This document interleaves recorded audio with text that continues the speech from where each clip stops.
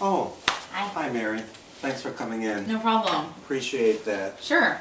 Hello everybody. This is Dr. Steve Horowitz, and we have with us today the lovely Danielle Leslie, who will be assisting me in demonstrating how to use active listening effectively in a formal setting such as the workplace. Today we'll be looking at Mary Young, played by Danny. And Mary Young is a bank teller who spent 7 years at the Pleasantville National Bank. And Mary is the winner of numerous Employee of the Month and Employee of the Year awards and volunteers for all types of charity events on behalf of the bank. She's also taking care of her ailing family and her mom in particular, of which I'm not aware. And the issue we're going to be looking at today is a somewhat typical issue for organizations, and that of a policy, or a policy in violation, if you will. Today we'll look at a situation involving Mary and her use of cell phones during company time. Now, you may be familiar with this kind of a situation. And as Mary's supervisor, it's my role to communicate with Mary as I've observed this. And the only issue is, how effective will I be in that communication? In order to do this properly, we have to recall the cardinal rule of every communication interaction. And that is, regardless of the issue, how sensitive or even negative it might be, we must conclude the conversation by maintaining a positive relationship. So let's have an example of what a conversation might look like by a communicator who is not knowledgeable about communication, hasn't learned a lot about emotional intelligence, hasn't been thinking much about cultural programming, and basically is ineffective. That conversation might look something like this. Mary, appreciate your coming in today. I'm here to discuss a violation of a very important policy that the Pleasantville Bank has. That policy involves the use of cell phones and communication while on company time. And while I can appreciate your situation and your awards that you've won, I just can't have that kind of behavior in the workplace. It's insulting to our customers, we lose business, and I just can't have it. So it's got to end today. I have to say, I'm going through something really personal. I don't appreciate you Mary, attacking me about my all phone of us call have use. personal issues to attend to. Have you had to care for an ailing This is a parent? bank. That's what I'm going through Well, we're right now. not here to really talk about your parents, or I should say my parents. I can't believe this. But Mary, you're an employee. We have rules and regulations. That's fine, but my mom comes first. And if she's going through something... We'll cut it right there. Boy, was that terrific acting by Danielle.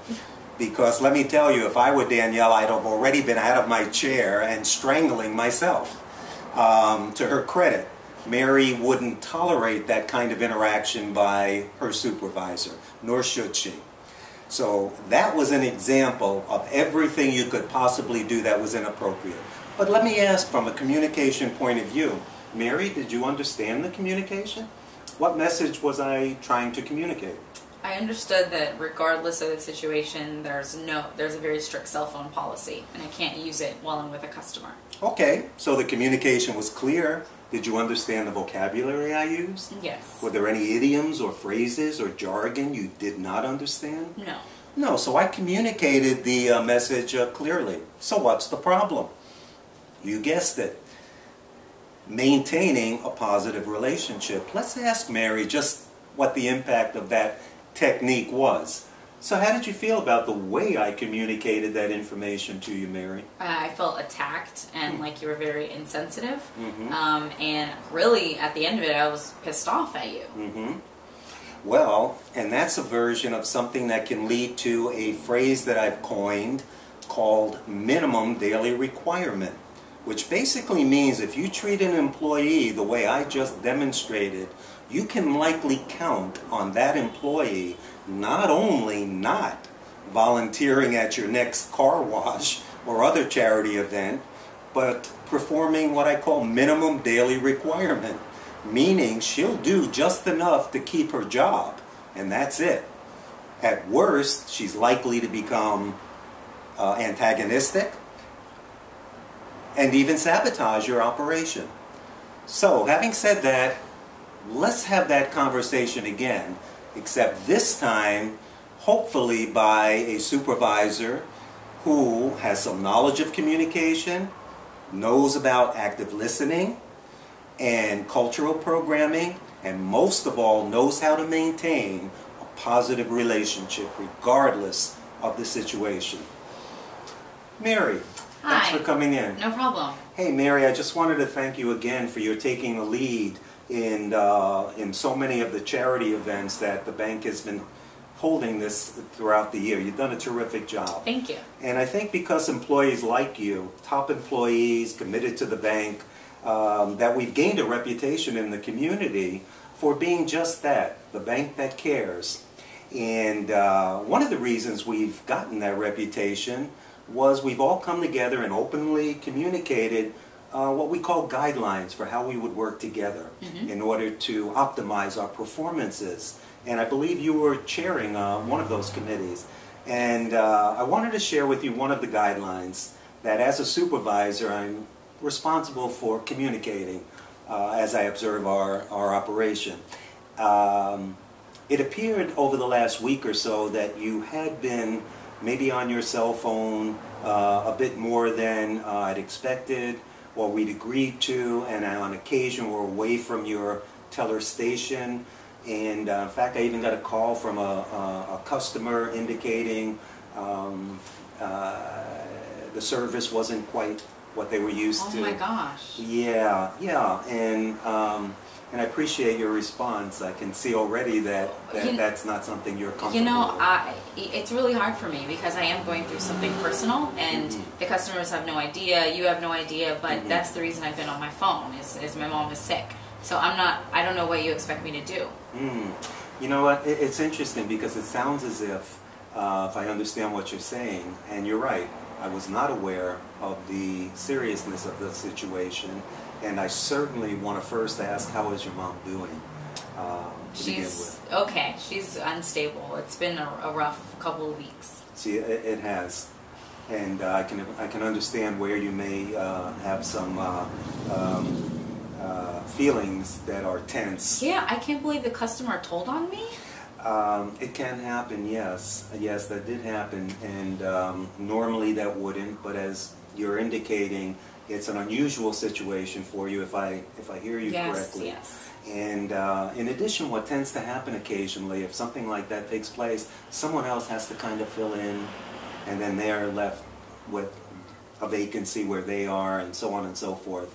And it sounds like you can appreciate how that would affect our customer service. And incidentally, is there anyone else in the family who is helping to care for your mom at this point? No, it's all on me. I'm the oldest child, and everything is all on me. Wow, it sounds like that can be quite daunting when you have to pay attention to work.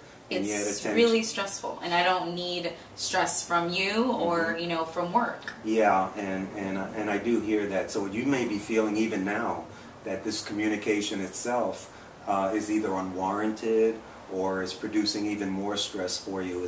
Would that be accurate? Yes, exactly. I just wanted to make sure that I got a good sense of how you're feeling about this, and yet I did want to share with you, and now of course I know a little bit more about your situation. I also know that it's the burden has fallen to you, and that you have feelings that are somewhat tense and maybe affecting even your relationship, even toward me. And I might ask, is it affecting any other employee relationships you're having?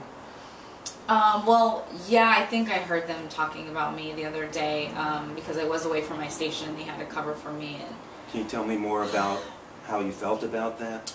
I mean, it was insulting just because I've covered for them before. Sure. I've been a great part of this team, and for the one time that I'm not on top of everything because of what's going on, they're going to talk about me behind my back. Like, I was So it sounds, if I may, as if you're kind of indicating there's an unfairness to how maybe employees have not taken your situation into consideration, and that you've always covered for them, and so on and so forth.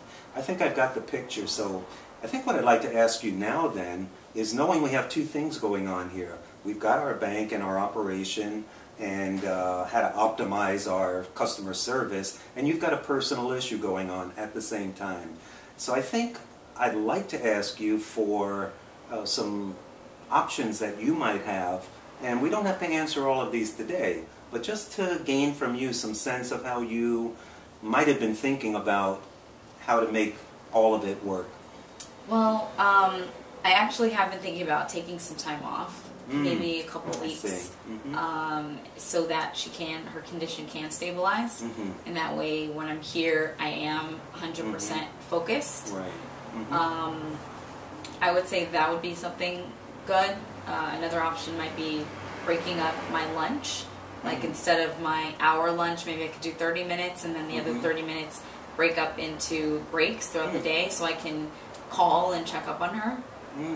So some quick ideas, again, just off the top of the head, might be something about staggering your break time and not having it be in one chunk, in case your mom does and you can't predict it. Call at any time. Let me just go ahead and jot one or two of these down, because they're important and I don't want to forget them. And I'll be thinking of some at the same time myself. I'll check with our policy and see what we can do within our guidelines, and see if together we can come up with an innovative or an option that works for both of us. I certainly don't want you to not be able to attend to a mom. That's everybody's priority. So with that, let's just both think about it a little bit more. And then what if we come back in a couple of days, few days, and you'll have ideas and I'll have ideas, and we'll continue to work on a solution. I appreciate that. Really a pleasure. Hey, thanks a lot so for coming in. And good luck with Mom. Tell her I said hello when you see her next. Thank you, I will. Thank you. Well, and there you have it. We have communicator number 1 and communicator number 2. Now, why don't we go to the source and ask Mary which of these two communications she preferred, obviously, but more importantly, why. Mary, what was it about that second communication that I'm going to assume you found much more appealing? What was it about it that made you feel a bit better than the first one? Well, it was a two-way conversation, so you were listening and considering my personal situation and how that was affecting my performance. Hey, by the way, how did you really know that I was listening? You asked clarifying questions and kind of paraphrased what I was saying and asked me to verify that that was correct. Because you do know I could have just been nodding my head and thinking of what I'm going to do on the weekend. Right, exactly. So you did have evidence. Yes. What about our relationship, contrasting the first one and the second one? How do you think, even though I had to raise an issue that might not have been comfortable about performance, how did that conversation end in terms of your feeling about me and our relationship? Well, in the first situation, I was pissed off and I didn't care about performing well. But in this situation, I actually wanted to improve my performance and think twice about taking phone calls and stepping away from the customer. So clearly, my approach or my technique or my style made a significant difference in your feeling about me and our continued ability to work together. Well, again, I want to thank you so much for sharing that with me and our audience. And let's just summarize just a little bit about what you did observe and what was significant to remember. Probably the most important thing was having in the back of your mind, this is a valuable employee and you must maintain a positive relationship. Secondly, one of the ways you can do that is through this newly acquired skill called active listening. And you noticed even my physical presence tended to be a little bit closer, more eye contact, a lot of nodding and body language that would have indicated to the other person that you were in fact attentive. Secondly, this concept of listening without interrupting, and then summarizing periodically what points you thought the receiver were making. And you want to do that because, in fact, you may not have heard the comments correctly, and that invites the receiver to clarify what you might not have heard. Also, the use of clarifying questions allowed me to probe deeper and give me a fuller understanding of what the overall situation was. And finally, to allow the other individual to propose some options that may be helpful. And options that are proposed by the other person are usually going to be more valuable in the long run. So with that, I invite you to perform some of the activities you'll have to practice this kind of communication, and I'll look forward to hearing the responses that you get in your new skill of active listening, the key to interpersonal communication and relationship building.